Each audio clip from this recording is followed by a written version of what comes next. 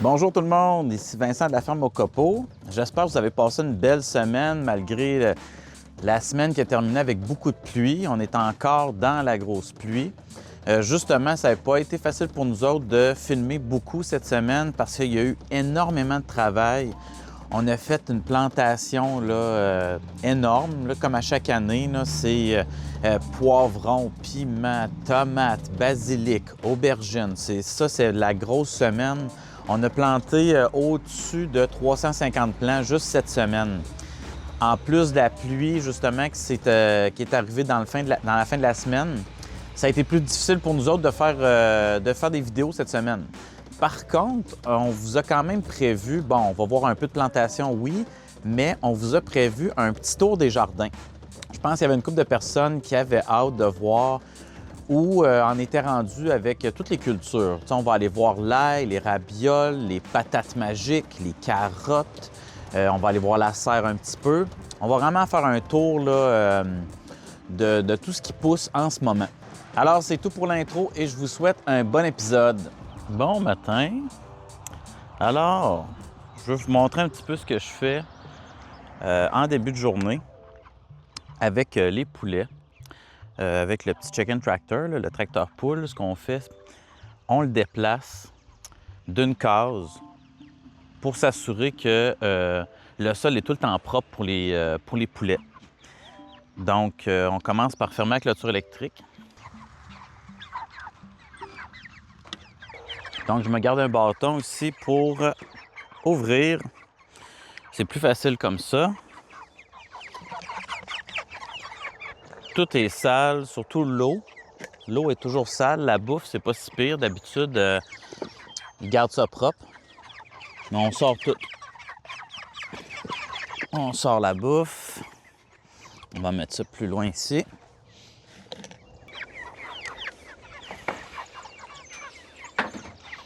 Puis là, on va avancer.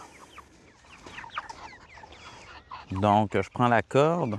On peut le mettre à la taille si on veut, mais moi, je fais juste le prendre comme ça avec les mains. Puis j'avance.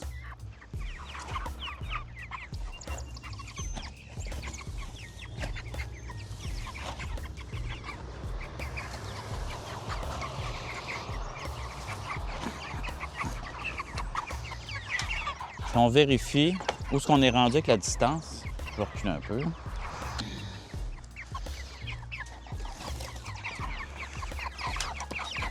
Encore une toute petite ligne, comme ça. Parfait.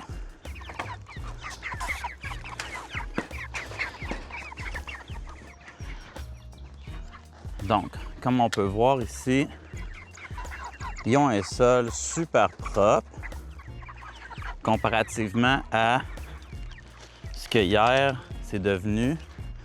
C'est tout sale. Puis on voit qu'on ne voudrait pas qu'il reste là plus que 24 heures. Là, ça serait vraiment pas cool. Puis c'est surtout que ils ont du nouveau petit gazon à manger aussi. Des petits insectes. On voit qu'ils cherchent des insectes déjà là, en ce moment. Donc, ça varie aussi leur nutrition.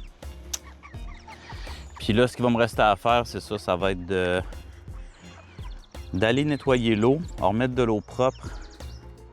Remettre de la moulée. Là, la moulée, j'attends tout le temps un peu. Faut pas juste en mettre trop de moulée. Il faut en mettre une quantité raisonnable. C'est dur à dire c'est quoi exactement. Là. Ça allonge avec la pratique. On finit par le savoir parce que ces poulets-là, si on en donne trop, là, ils vont beaucoup trop manger là, jusqu'à la crise cardiaque. Là. Donc, il faut vraiment comme rationner la bouffe dépendamment du nombre de poulets qu'on a. Bon, décidément, là, cette semaine, à toutes les fois que je m'enligne pour filmer, il se met à pleuvoir. Fait que je sais pas de quoi ça va avoir l'air le vlog cette semaine. Parce que là, tantôt, là, en PM, j'aimerais ça vous faire un tour de la ferme. Un petit tour de ferme pour vous montrer comment vont les légumes, comment va l'ail. Parce que l'air de rien, la semaine prochaine, mercredi prochain, on fait notre première livraison au restaurant Les Botanistes. Notre première de la saison, là, pas notre première à vie, là. Mais c'est ça. Donc, je vais vous montrer de quoi ont l'air les rabioles, les fines herbes, un peu tout. Les fines herbes, c'est pas ici, mais bon, on va faire un petit tour ensemble de la ferme en PM.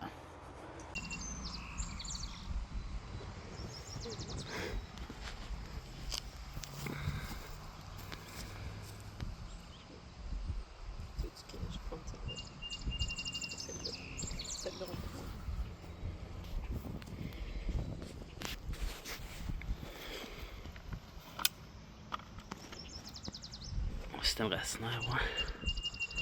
Ah ouais. C'est beau ça. Tu enlèves les feuilles du bas? Ouais. Les deux? Ouais. Ouais. On pourrait les mettre juste un peu plus profond, ça serait idéal. Ok.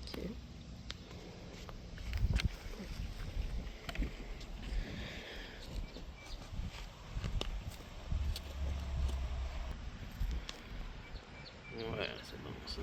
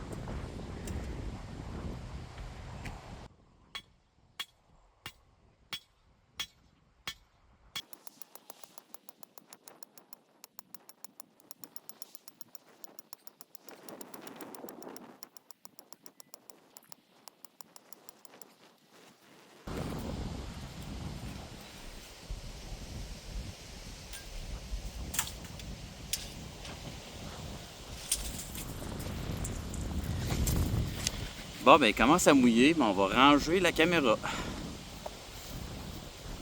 Bon, même s'il pleut, on va pouvoir filmer, mais dans la serre.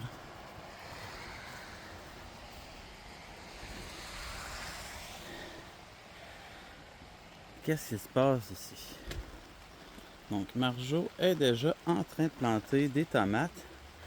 On a décidé de garder les tomates les plus belles pour la serre. Justement, on s'est dit toutes les plus belles, les plus grandes.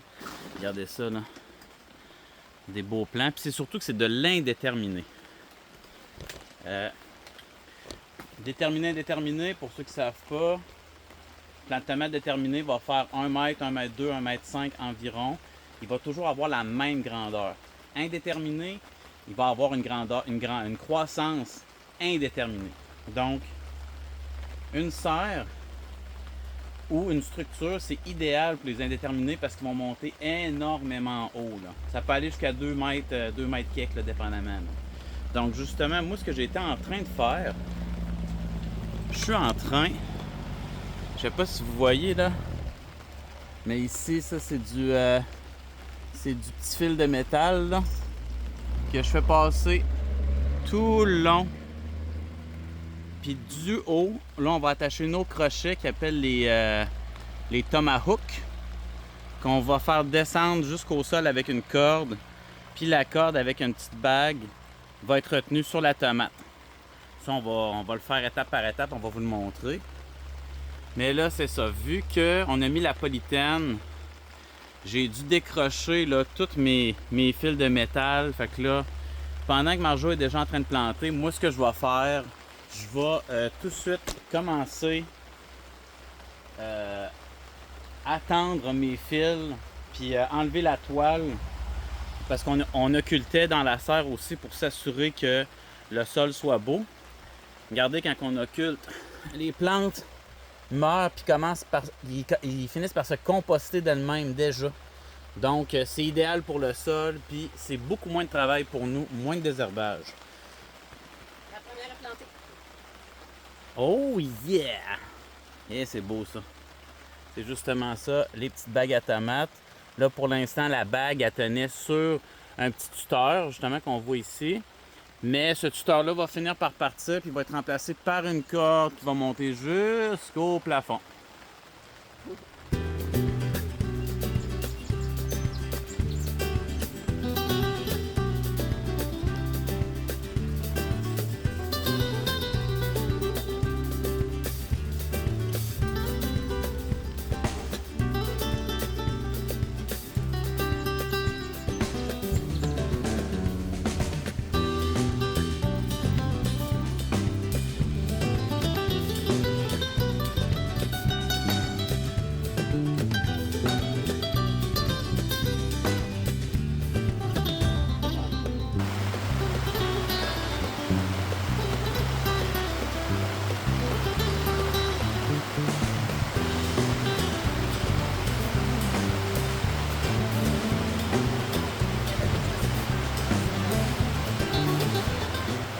Ça, c'est un beau système racinaire. Quand on arrive pour planter, là, regardez-moi ça.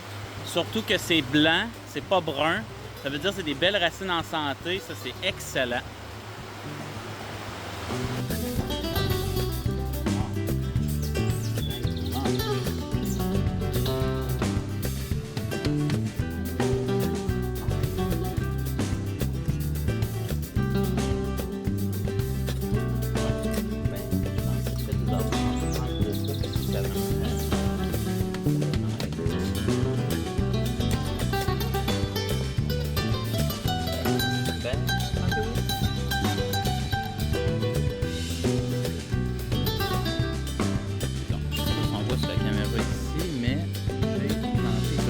Profondément, qu'on a une belle grande tige forte. C'est important, les tomates, les mettre le plus profond possible pour encourager un nouveau système racinaire sur le long de la tige. Donc, on ne se gêne pas de mettre des grands plans beaucoup plus profonds.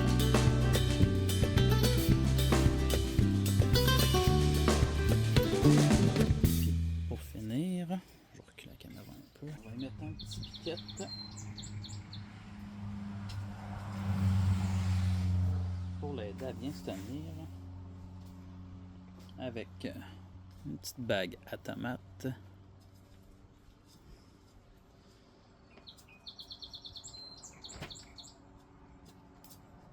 Comme ça.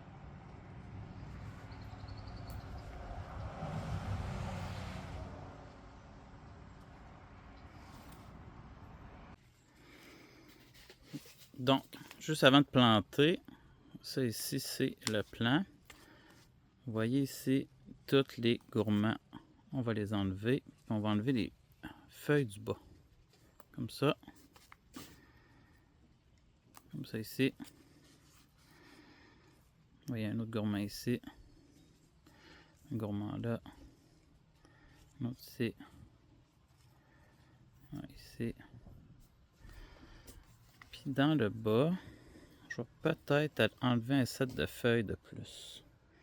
Ouais, on va enlever celui-là aussi. Pour avoir une belle grande tige.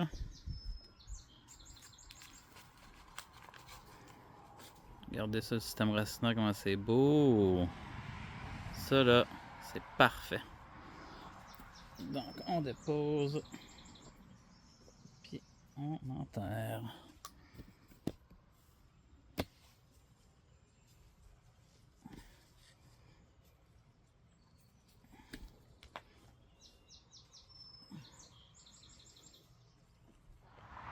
Donc, cette semaine, ça a été une grosse semaine de plantation. On n'a pas filmé beaucoup le moment qu'on plantait parce que c'est vraiment c'est un moment, là, une grind, comme on dit. Là. On a travaillé beaucoup à planter puis à se dépêcher à mettre ça dans le sol le plus vite possible. Oui, puis il pleuvait en plus beaucoup. Donc, c'est ça. On a essayé de faire un maximum. On a travaillé énormément, mais on a moins filmé. Donc, je prends le temps aussi avec vous de vous faire un petit tour de la ferme pour vous montrer comment que les choses avancent. On va commencer ici avec l'ail. Juste à te rapprocher un peu ici, on va montrer.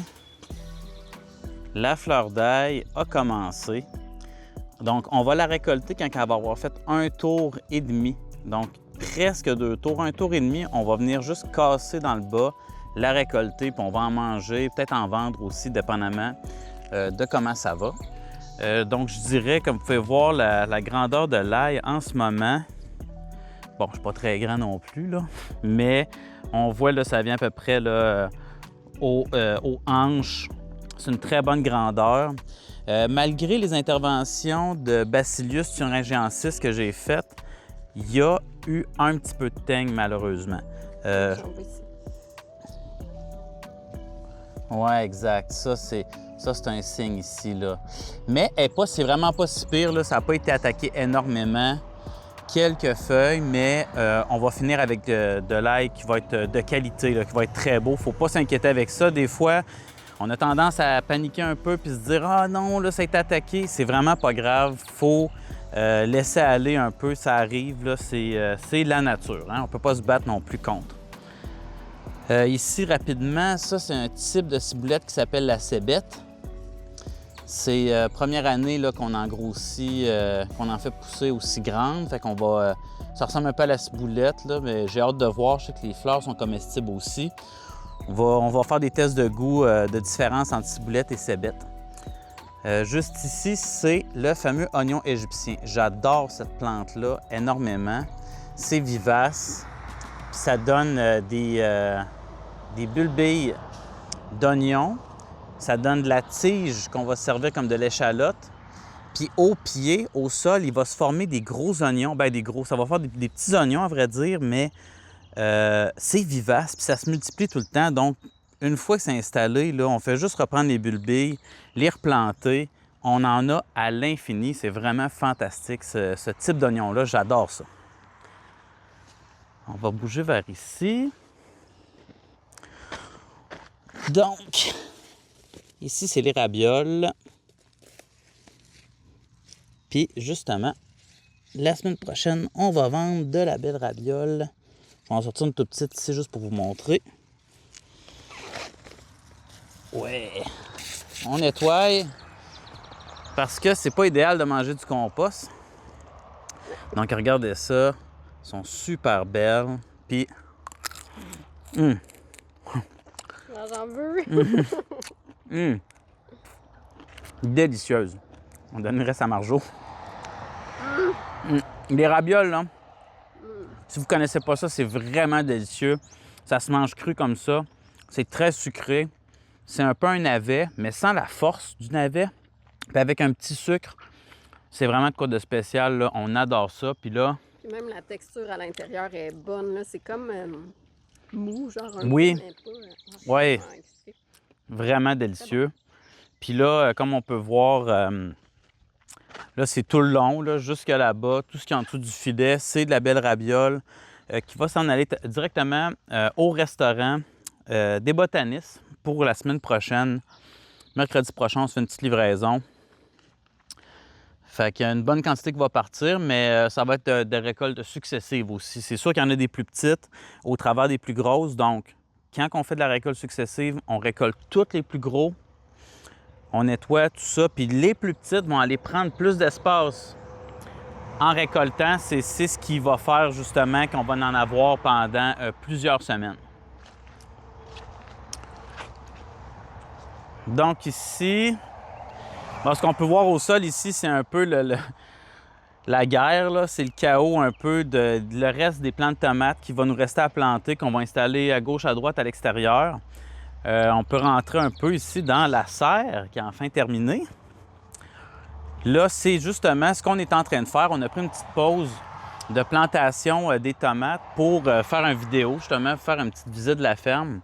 Là, on voit toutes les tomates qui sont presque toutes installées dans la serre. On est bien excités. Puis j'ai remis les fils de métal là, qu'on va pouvoir justement descendre les cordes pour attacher les tomates. Fait que ça ressemble à ça pour la serre pour l'instant. On va amender aussi. On amende avec Actisol au pied directement des tomates. Cette année, il n'y aura pas eu d'apport en compost pour les tomates. On a quand même des sols qui sont déjà riches, que ça fait déjà plusieurs années qu'on nourrit. Donc, ça ne m'inquiète pas du tout là, avec le fait qu'on n'ait pas mis de compost à l'implantation. Ça va être juste du Actisol au pied des tomates. Donc ici, la dernière, dans cette semaine, justement, ça a été beaucoup ça. Là. On a planté les... Hey, wow, check ça! Un œuf, une coquille d'œuf de... Ça, c'est-tu tourterelle, ça, je crois? Ou c'est hirondelle? Je m'en souviens plus, mais c'est ça qu'on avait. Un petit coco de Pâques, un petit coco de Pâques, tu sais. Ils ont déposé ça là, direct là. Fait que ça ici, c'est du poivron d'Oak Hill, qui est du poivron orange très sucré. Puis... Non, exact. Puis je pense que... Si on regarde bien, c'est-tu ici, j'en ai vu... Il me semble le dernier au bout, il y en a un. Ça ici, paprika hongrois. Regardez-moi ça, déjà à grosseur, c'est assez incroyable. Vu que le setup pour les semis à l'intérieur était vraiment très bon, il y a des fleurs qui ont déjà parti en fruits. Donc, on est bien content. Ici, on a de l'aubergine.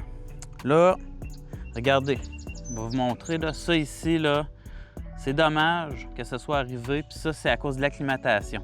Il y a certains plants, comme les aubergines, sont beaucoup plus fragiles à acclimater. Ça prend plus de jours, puis ben là, vous voyez, c'est ça ici, j'ai un problème qui s'appelle les coups de soleil. Mais encore là, il ne faut pas s'inquiéter. Il y en a une coupe, là, comme ici, ça, c'est pas très beau. Mais tu regardes les nouvelles feuilles, exact. Sont vraiment belles. Quand on regarde ce qu'il y a au centre, ça va super bien. Puis on regarde à l'extérieur, ça a l'air fini. Puis, faut pas s'inquiéter. Même qu'on va couper les feuilles là, qui drainent l'énergie pour rien, on va venir en enlever quelques-unes, pas trop, mais ça va se rétablir. Il faut avoir confiance en nos plants, en la nature. Là, ça peut être impressionnant des fois comment ça peut reprendre le dessus rapidement. Donc, c'est ça. Ici, c'est de l'aubergine, Ah oui! Hey, ça, c'est un beau... une belle culture d'achillée. Un gros merci à Antoine d'avoir pensé, d'avoir installé ça. C'est tellement une bonne idée. C'est de l'achillée de plein de couleurs. Vous allez voir le mec qui soit tout en fleurs. Je vais vous montrer toutes les couleurs de cet achillée-là. Ce qui est fantastique avec l'achillée millefeuille, c'est que ça fait des sauces à poisson, pour le poisson de chair blanche, vraiment excellent. Ça fait des super sauces. Donc, pour finir dans ces jardins-là, ici, bien, il y a le jardin le premier du Haut-Cavérien, ça va être tous les concombres qu'on va faire prochainement, qu'on va installer. Donc ça ici, on a mis les tomates extérieures. Pour ici, c'est de la tomate Czech Bush, qui est une tomate déterminée, qui va être très trapue. Ça va faire vraiment de la belle tomate, facile à récolter et à cultiver. Ça, c'est un must. Là, si, mettons, vous débutez en jardinage, la Czech Bush, là, je la recommande énormément. On va y faire un petit treillis aussi, mais sans trop se casser la tête. Donc ici, je viens vous montrer l'expérience, bien, qui n'est pas vraiment une expérience pour nous, mais peut-être pour vous, c'est nouveau, les patates magiques. Les patates qui poussent sur le gazon. Venez voir. Si vous aviez un doute, moi, j'en avais pas. Regardez ça. Le petit système ici a l'air d'absolument rien. C'était pas un jardin. Si vous reculez d'une couple de vidéos, vous allez voir patates magiques. Ça pousse directement sur le gazon, puis on fait juste tout le temps rajouter du paillis directement au sol. On vient faire un petit désherbage de temps en temps. Puis le type de désherbage que je fais ici, c'est ce qu'on appelle en anglais le chop and drop, qu'on pourrait dire le découpe-dépose. On enlève, on remet sur le dessus. On enlève, on remet sur le dessus. Tes mauvaises... Pas la tête, ça n'a pas besoin d'être parfait. Exact. Tes mauvaises herbes vont devenir une partie du paillis, puis une partie même des nutriments. Puis ça, c'est une technique aussi qui marche vraiment très bien. C'est très utilisé en permaculture. Puis, je vous garantis, là, il reste un peu de désherbage à faire au fond là-bas, mais ça va nous faire une quantité de patates incroyable. Mais en plus, c'est que ça va nous faire un nouveau jardin. Ici, c'est l'aspergeraie. Comme vous voyez, à un certain moment de la saison, on les laisse aller, puis même il va y avoir des femelles puis des mâles. On va pouvoir récolter des semences. Mais on voit, là, il y a encore des belles asperges qu'on peut récolter puis qu'on peut manger fraîches, malgré le fait que, il y en a qu'on a laissé aller très haut. Puis, regardez comment c'est pas désherbé aussi. Il y a ça, je trouve intéressant. C'est pas vrai qu'il faut absolument tout désherber tout le temps. Il y a souvent une belle synergie qui se fait entre les plantes. Puis, des petits trésors aussi. Regardez comme ça ici, là. Mauvaise herbe. Oui, peut-être, mais c'est de l'oxalis. Puis l'oxalis, c'est une plante qui est un peu citronnée, qu'on peut même faire de la limonade d'oxalis. Ça peut servir comme aromate. C'est vraiment une plante intéressante, mais on a tendance à tout arracher, tout enlever, puis pas trop réfléchir. Mais... Et puis, c'est de la petite oseille aussi, là, toutes les fleurs comme ça. Oui, effectivement, la petite oseille aussi. Regardez, ça ici, là. On voit cette feuille-là, ça aussi, c'est très citronné, un peu comme l'oxalis. Pas la même saveur, mais un autre truc comestible, tu sais, qui fait partie des mauvaises herbes en tant que telles. Là, on va plus dire les adventices. C'est le temps d'adaptation, tu sais. On est tous habitués à avoir des jardins parfaits, pas de mauvaises herbes, là. Ouais. C'est une adaptation mentale quand même de laisser aller. Oui, c'est vrai. Au début, pour ceux qui sont habitués de tout mettre ça clean, ça peut être plus difficile de s'adapter. Mais je vous garantis que vous sauvez du temps, vous aidez la biodiversité, puis il y a de quoi aussi de vraiment beau là-dedans, dans un peu le laisser-aller, le jardinage naturel. Moi, j'adore. Puis, on va faire une grosse différence aussi ici avec les carottes. Bien, les carottes, c'est plus compliqué. Tu sais, c'est un semi-direct. Lui, ici, c'est vrai que ça demande un peu de désherbage. Ouais, puis là, on n'a pas eu le temps parce qu'on fait les transplantations de tomates. Oui, on fait beaucoup de choses en même temps. Donc, c'est sûr que prochainement, on va avoir un petit désherbage à venir faire ici dans les carottes. Mais même quand on vient désherber, regardez, c'est ici. Ça, c'est du chénopode et c'est aussi comestible. C'est vraiment délicieux. Ça goûte les épinards. Puissance 10. Ouais. C'est vraiment, vraiment très bon, le chénopode. Donc, mais... Putain, si tu veux faire un... filmer par là-bas. Ouais. Donc, on peut quand même voir toutes les carottes sont en train de s'installer. Ça va super bien pour le semis de carottes. Je sais qu'il y en a certains qui doutaient un peu la semaine dernière, il y a 2 semaines, quand j'ai montré le semis de carottes qui était assez ordinaire. Mais regardez, là.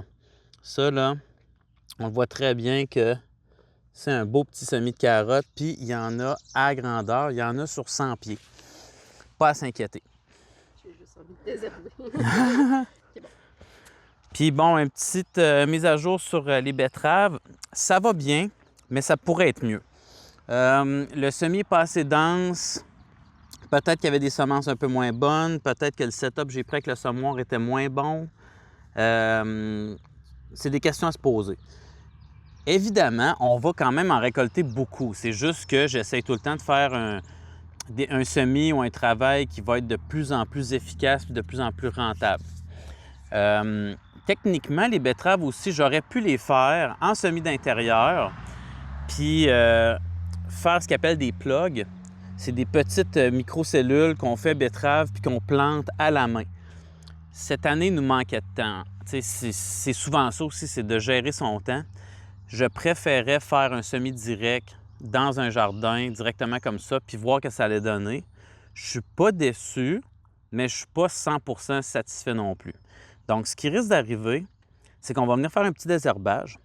Puis quand le désherbage va être fait, au travers des betteraves qui sont déjà établies, on va venir se faire un semis à la main, directement. Puis ça va être comme ça qu'on va venir récupérer l'espace perdu un peu dans ce jardin-là. Mais encore là, ça ne m'inquiète pas, puis il ne faut pas stresser avec ça. Il y a toujours moyen de se reprendre par après. OK, donc ici, on a d'autres tomates extérieures qui est de l'indéterminé par contre. Contrairement à la structure de la serre, ici, on a de la grosse rode d'armature qu'on va passer de la corde en treillis un peu tout le long pour venir supporter justement toutes les tomates puis pouvoir les monter assez haut. Les tomates d'extérieur comme ça, vu qu'ils vont monter un maximum d'environ 5 pieds et demi, 6 pieds, on va outer les plants. Outer les plants, c'est de couper la tête là, dans le début août pour favoriser la production des fruits et la maturation des fruits. C'est ça qui va arriver avec ce système-là extérieur. On ne va pas les pousser le plus longtemps possible. Dans la serre, ça va nous permettre d'aller beaucoup plus loin jusqu'en octobre, fin octobre même, pour la récolte des tomates. Donc, on ne va pas outer les têtes nécessairement là, dans la serre. On va seulement enlever les gourmands, couper des feuilles, couper un peu de feuillage, un entretien normal là, pour des tomates de serre. Donc, on peut voir ici tout le long. Je ne me rappelle plus c'est combien qu'il y en a, puis il y en a de l'autre côté aussi. On a dû faire 300 plants. Ouais, il y a environ 300 plants, là. Non, mais au total, 300 plants de tomates, dont je pense que c'est 11 variétés différentes. Grosseur, couleur, saveur, toutes différentes. On passe de la tomate noire à la tomate plus mauve, rouge, orange, jaune. Vraiment plusieurs couleurs. Et... Topinambour. Ah oui, on va aller voir les topinambours. Un légume que j'affectionne énormément. Un beau légume vivace. Ça ici, c'est la plante. Ça pourrait ressembler à des tournesols parce que c'est dans la famille des tournesols, la famille des Helianthus. Ce qui va arriver, c'est que à la fin de la saison, ils vont être très, très hauts, jusqu'à 8 pieds. Là. Puis, ils vont commencer à faire des fleurs. Le moment qu'ils vont faire des fleurs, on va récolter les fleurs. Puis, je sais que nos amis, les botanistes, au restaurant, les botanistes adorent les fleurs de topinambour. Donc, on va leur amener. Puis, il va y avoir, après la fleur, il va y avoir la récolte des tubercules. Puis, c'est ça, l'idée que les topinambours, on va en faire vraiment beaucoup. Puis là, je sais pas si on peut voir jusqu'où ça va, là. Mais on aimerait ça en faire même encore plus que ça, là.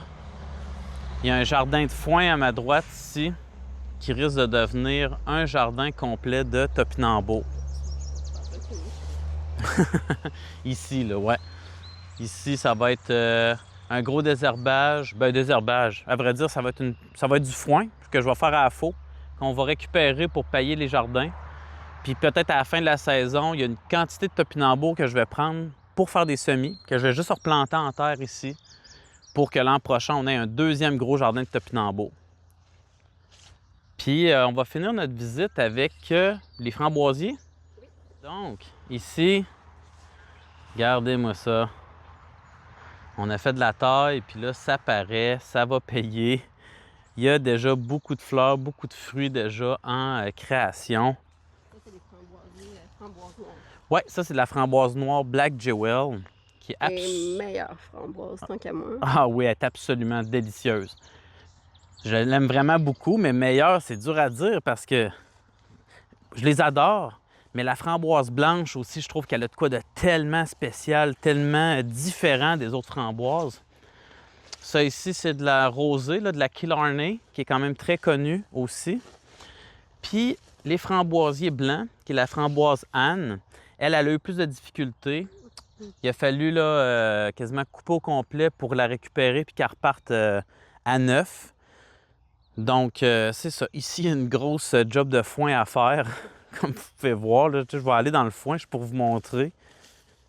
Il y a des bébites qui ont marché ici. Mais c'est ça, là, le foin est quasiment à ma hauteur. Donc, ça va être une grosse job de faux ici. Récupérer ce foin-là, s'en servir comme paillis. Comme vous pouvez voir, on ne manque pas de job sur la ferme. J'aurais aimé vous faire la visite de l'autre ferme, parce qu'on a une deuxième petite ferme qui est rendue plus une ferme à fruits puis à petits fruits. C'était notre première ferme. Oui, c'était notre première ferme, mais là, en achetant ici, ben le terrain était était mieux fait justement pour cultiver plein soleil, puis la ferme est bien faite pour les légumes. Je sais pas si on peut avoir un plan d'ensemble.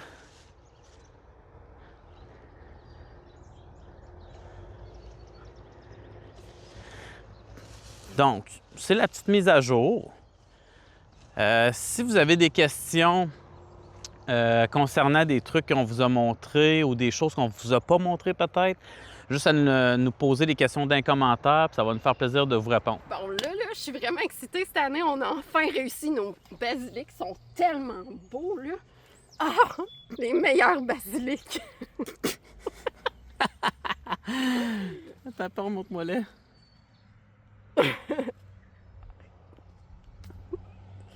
Ah oui, ça c'est beau ça. Wow, bravo.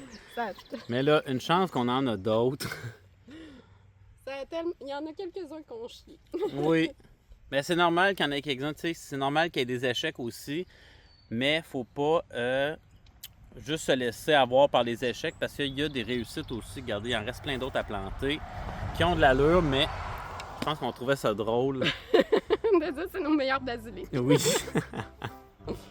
Alors, c'est tout pour l'épisode de cette semaine. J'espère que vous avez apprécié. N'oubliez pas de vous abonner, de nous mettre un petit j'aime.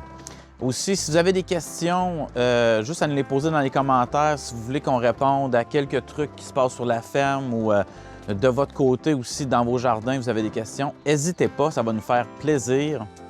Et on se revoit la semaine prochaine. Bye!